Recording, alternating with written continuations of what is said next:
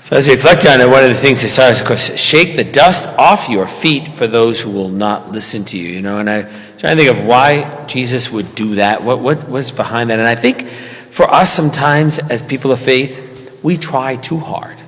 And I know we try too hard to get others to believe what we have come to see.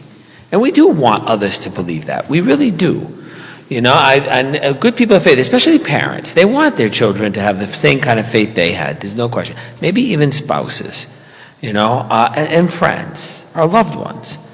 But if they did, we might think it was by our own effort, that they came. Or it was our will that got done, not God's will.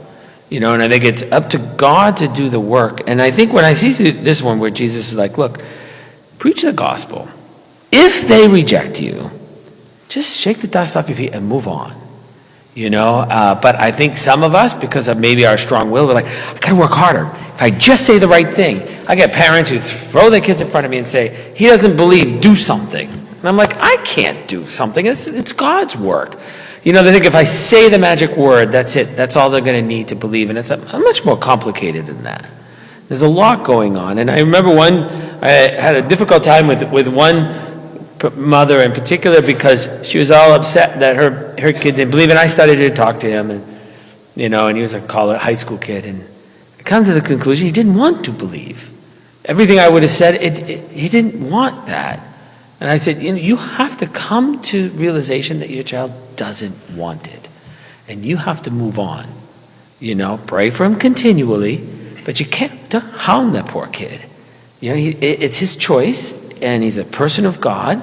Now, of course, you love him, and you don't want you care for his immortal soul. There is no question about that.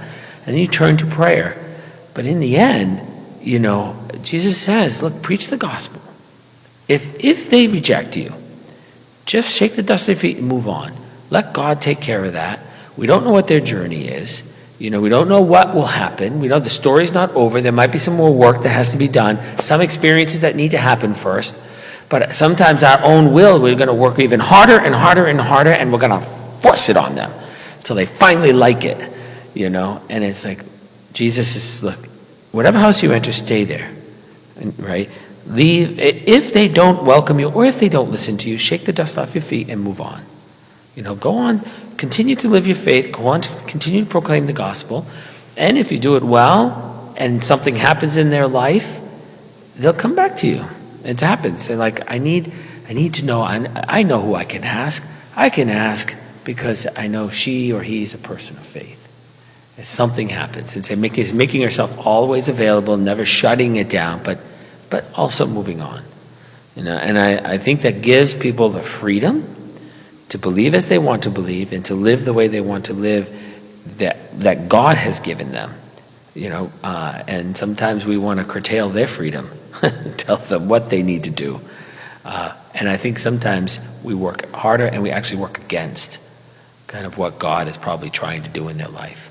So here is his advice to you.